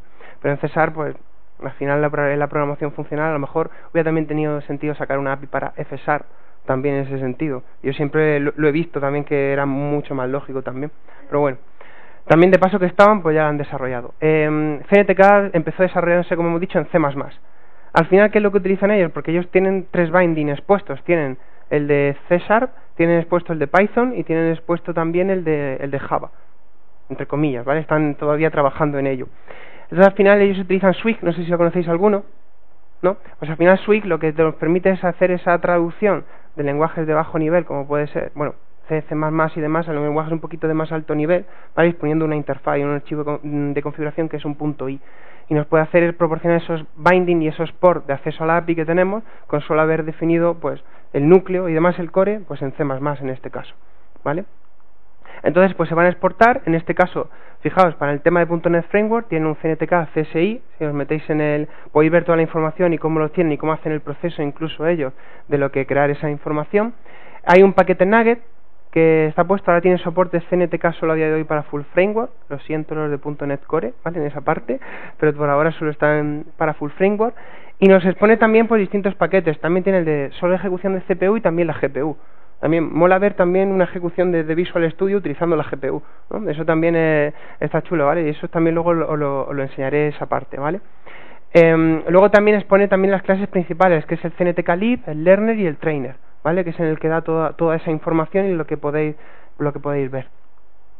Y luego la parte también que está de Python, ¿vale? Tiene un i, ¿vale? Un cntkpi.i que utiliza el pip y se puede instalar a través del pip, que es el gestor de dependencias de Python. Y Java, que están todavía trabajando y para un futuro próximo. Tampoco no sé si la utilizará mucha gente o no, pero bueno, ahí está, por si acaso quieren utilizar esa parte. Bueno, ¿y qué es la novedad también de lo que ha sacado? Pues ya de paso que estábamos ejecutando modelos predictivos, que estamos viendo toda esta información, pues vamos a hablar un poquito de la clase Tensor, ¿vale? Que también nos sirve un poco para guardar esta información o para ver cómo las imágenes de entrada que tenemos de todos nuestros datos, vamos a esa información poder realizarle operaciones y que estén de manera óptima guardadas en memoria, ¿vale? Al fin y al cabo, la idea es una estructura de datos más, ¿vale? Lo que está puesto es como debe ser una lista además, solo que en este caso está optimizado lo que es su uso en memoria, ¿vale? Y el número de operaciones que puede hacer. De hecho, si yo por ejemplo defino pues una matriz o una imagen y le quiero pues sumar 133 a todos los valores de la matriz, ¿vale? Pues ese proceso sería un poco tedioso, tendría que ir elemento por elemento, ¿no? Sumándole 133 y haciéndolo. Directamente con los tensores nos quitan esa parte y yo puedo hacer un tensor, sumarle un escalar o restar un escalar y va a hacer esa resta a todos los elementos que tenga del tensor directamente. Y esta parte está optimizada en memoria, ¿vale?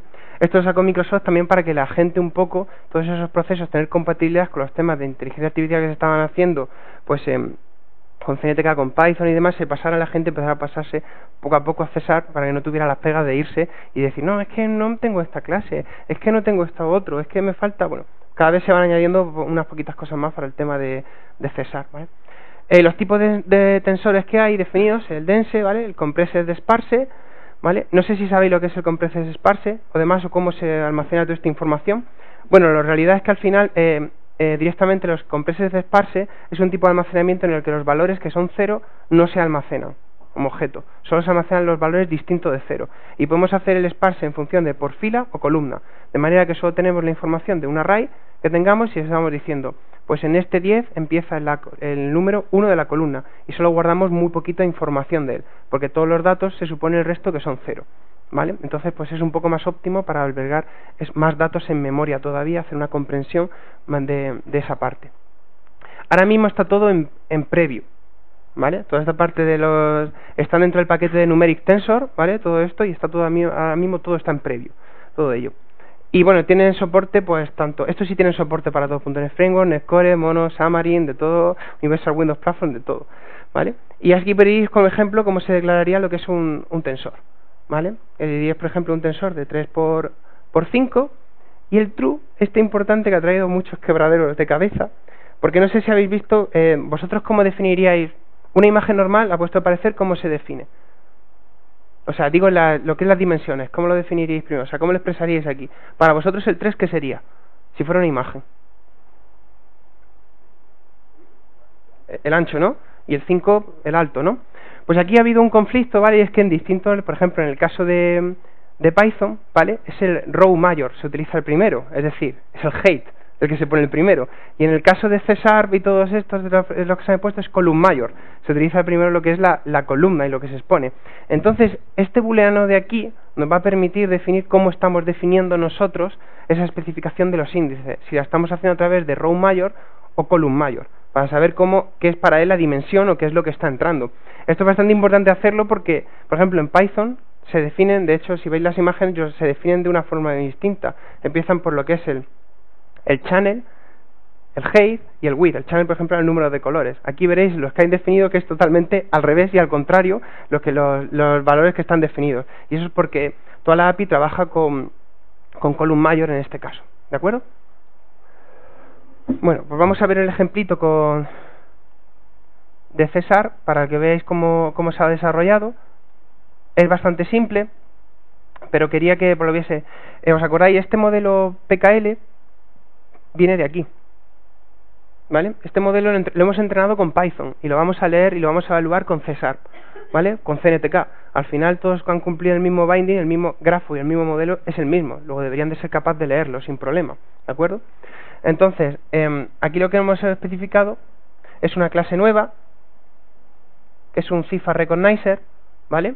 En el que, fijaos, le estamos diciendo la parte de GPU, que vamos a utilizar el dispositivo de GPU para lo que es los cálculos, le estamos diciendo el número de canales y un valor de media, ¿vale? Y ahora os explicaré este valor de media de dónde viene. Mi modelo al final, CNTK para ellos, o sea, lo que es un modelo, al final todo está compuesto de funciones. O sea, al final una capa densa, pues para él es una función, ¿vale? Una capa convolucional es una función. Entonces el resultado del modelo al final es una función muy grande que ejecuta, que pasas por n función, ¿vale? Entonces siempre que veáis un modelo, a lo mejor dice, una función, esto que me suena raro. Lo han definido así, ¿vale? Al final es como un bloque o un trozo de lo que es vuestro modelo, ¿vale? En este caso contendría el modelo entero. Entonces si yo hago el cifar recognizer y le digo, por ejemplo, ¿dónde está mi modelo? Que lo quiero leer, llamaré a la función loadModel y esto me permitiría cargar el modelo en el path que yo tuviese, ¿vale? Y diciéndole que con qué lo voy a cargar, con qué extensión. En este caso vamos a utilizar la GPU para hacer la carga del modelo. Y luego después vamos a coger, en argument están los parámetros de entrada, cuál fue la entrada de mi red neuronal. En este caso la entrada, ¿vale? Es la imagen en sí, ¿vale? Es la imagen de 32 por 32 por 3, ese input variable que hay, ¿vale? Y luego lo que vamos a hacer es intentar evaluar un conjunto de imágenes que están en un path, ¿vale?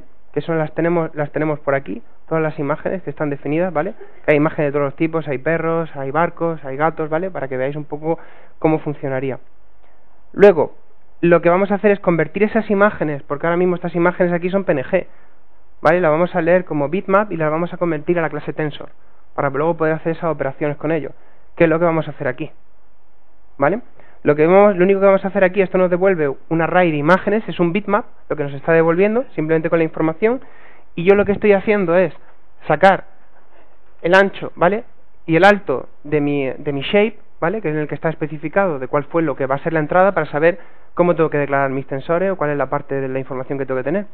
Luego le estoy diciendo que voy a declarar un tensor denso. En este caso, ¿por qué no hemos utilizado un sparse tensor y demás? Porque en una imagen, en este caso siendo de color, me da a mí que muy pocos valores cero va a tener, muy poquito. Para poder tener alguno, pero muy poquitos creo que va a tener, ¿vale? Entonces por eso a lo mejor no interesa tanto intentar comprimirlo porque no va a poder hacerlo porque al final todos los valores van a ser mayores que cero. Lo definimos de tipo flotante, ¿vale? Y fijaos lo del ancho, alto, número de canales y número de imágenes. Esto en Python sería al revés. O sea, tendríais que ir diciendo número de imágenes, número de canales, alto, o sea, sería completamente al revés. Por eso no especificaron el parámetro que está puesto para decirle, ojo, que esto que tienes aquí va a ser column mayor, ¿vale? Por eso está ese true, porque si no por defecto sería row mayor. Entonces ya la liaríamos, ¿vale? Que es lo que queremos. Luego lo que vendríamos es, iteraríamos sobre las imágenes, le pondríamos ese ancho y alto, le hacíamos un resize pues si tenemos una imagen más grande, y fijaos, vamos a coger cada píxel de la imagen, y esto ya es el tensor en sí, vamos a decirle la X y la Y, que se corresponde con el width y el height, el color que tienes, que también lo tenemos que guardar, si es R, G o B, ¿vale? También lo tenemos que guardar como parte del tensor, ¿vale? Y la imagen en sí que tenemos, ¿vale? Y con esto pues tendríamos la imagen almacenada, un conjunto de imágenes, 7 imágenes lo que tengamos en tensores. Luego podríamos hacer operaciones como esta, ¿vale? Restarle, por ejemplo, a todos esos valores que hay de la imagen, restarle 133, por ejemplo, que es el valor que teníamos definido por arriba.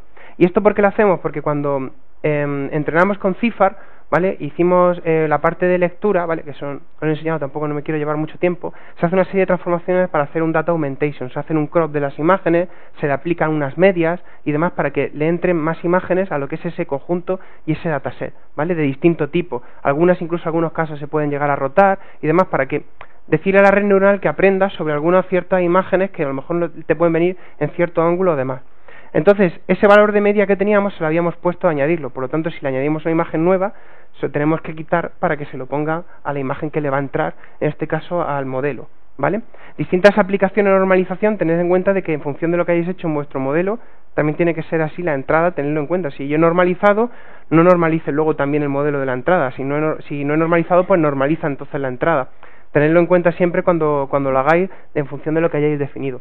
Entonces, vamos a hacer aquí una pequeña ejecución, si queréis, y lo vamos viendo, ¿vale? La plataforma sí que tiene que ser x64, ¿vale? La que hay definida, no estoy tirando de x86. Y aquí lo que podemos hacer es en la parte del recognizer, a lo mejor lo que puede ser más interesante es ver a lo mejor cómo está la clase de convertir las imágenes. Fijaos que en esta parte de aquí, voy a quitar esto de aquí,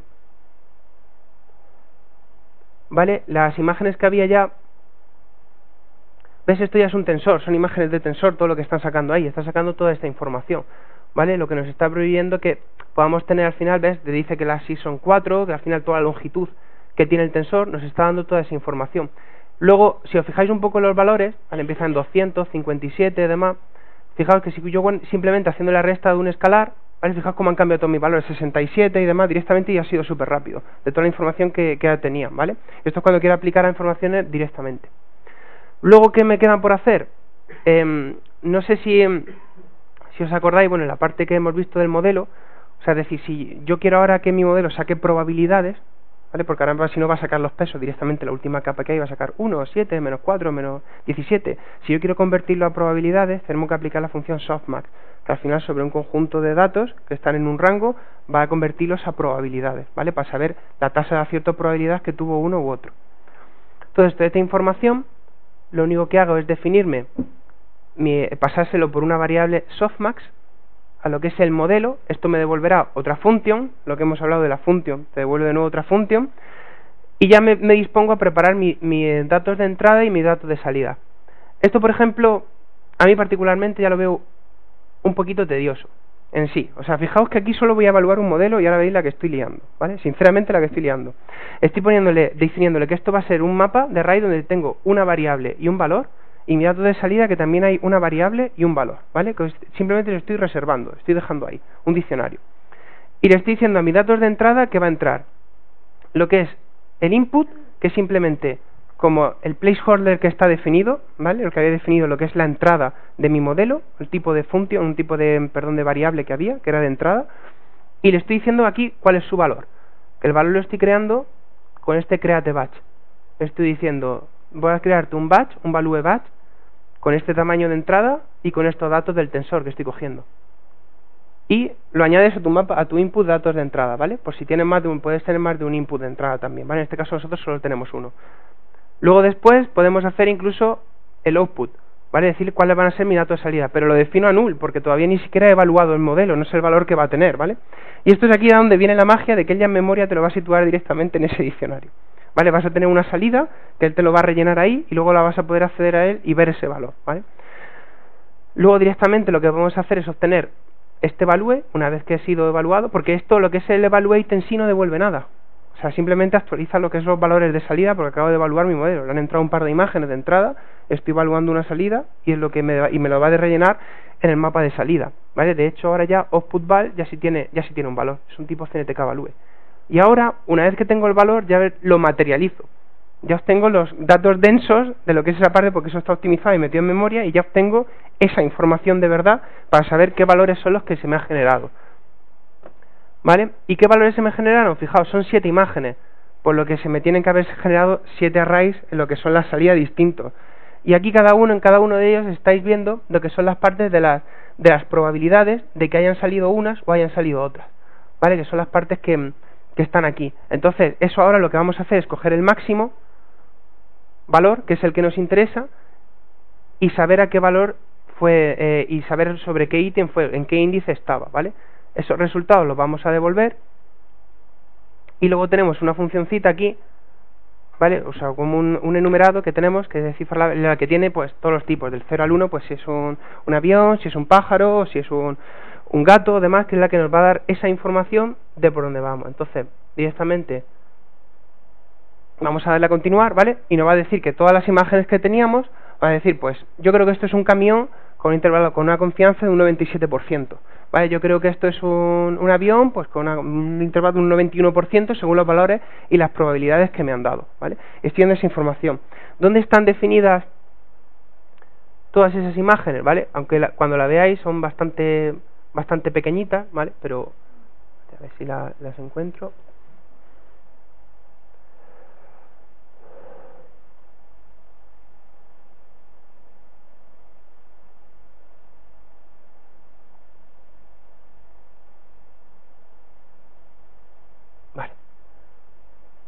Bueno, esto es que para verla va a costar bastante, pero que son imágenes de 28 por 21, de 32 por 32, ¿vale? Pero esto se puede parecer a un camión, ¿vale? Que son las que distintas que se están definiendo ahí y que son las que hay y las que está entrando a la función de esto también, en la que había parte definida de un avión, ¿vale? Que también está definida esa parte, ¿vale? Que también son las que le estamos pasando, también estamos pasando un pájaro, ¿vale? Son todo esto para que cojan esa imagen, ¿vale? De cada una de ellas, un gato, es decir, con esto le podríamos decir con esa tasa de acierto, ¿vale? Cuando hice el primer entrenamiento del modelo, ¿vale? Aunque veamos ahí, salían, por ejemplo, datos de probabilidad salían bajísimos, tenía una tasa de acierto brutal de más de un error del 40% y esas probabilidades me decían, bueno, que si un pájaro pues podría ser un camión, ¿vale? Entonces, todavía le faltaban más épocas y más entrenamiento a lo que era la parte de la red neuronal, ¿vale? Y bueno, con esto es un poco más o menos todo lo que os ha parecido demasiado intenso, demasiadas cosas un poco a comentar, pero simplemente quería revisar con vosotros que es todo lo último, la parte en la que se está trabajando ahora en temas de Machine Learning, ¿vale? Para que conocieseis también sobre todo las novedades de César y que ya podríamos hacer esa parte. Y antes de terminar, porque eso os lo había dicho, solo la parte de aquí, ¿vale? De que también, o sea, no solo de evaluación vivimos, o sea, también yo incluso directamente podía, el modelo de CIFAR que tengo, podría cogerlo con Visual Studio, entrenarlo, ¿vale? Y entrenar ese modelo que tengo, porque todas las APIs y todo está disponible también para César. Entonces antes solo estaba disponible lo que era el tema de evaluación y ahora mismo está entrenando con GPU y con la API de CNTK. Ahora mismo está disponible para César, ¿vale? De todas formas este código lo tendré disponible, ¿vale? Está definido ahí y os lo subiré a mi GitHub y os dejaré toda la información ahí para la que le echéis un vistazo, ¿vale? Y ya está, y eso es una ching. Dime. La limitación que tiene la parte de César respecto a Python, no vamos a poder encontrar muchos modelos incluidos en César. A ver, disponible casi todo, o sea, ahora mismo tiene la API de Python es un poquito más compleja, de hecho cada vez, perdón, un poquito más completa, de hecho cada vez van abriendo más cosas, antes poco estaba disponible solo la evaluación en César, por ejemplo, del entrenamiento, definir los readers de los mini batch y todo eso ni se lo habían planteado todavía, es decir, todavía nos queda muchísimo trabajo también, entonces cada día van exponiendo poquito a poco más cosas, ¿vale? Pero la verdad es que yo estoy acostumbrado más a un lenguaje dinámico en ese ámbito y para mí me resulta más fácil, por ejemplo, definirme un diccionario, definirme algo para directamente pasárselo como valores de entrada y a mí me resulta un poquito más fácil y más intuitiva la API de Python, pero también es todo acostumbrarse al lenguaje, también que estés acostumbrado y la manera que tengáis cada uno de trabajar.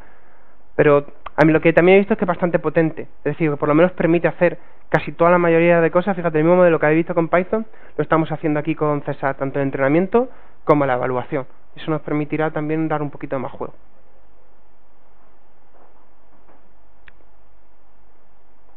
¿Alguna preguntilla más? Muchas gracias a todos.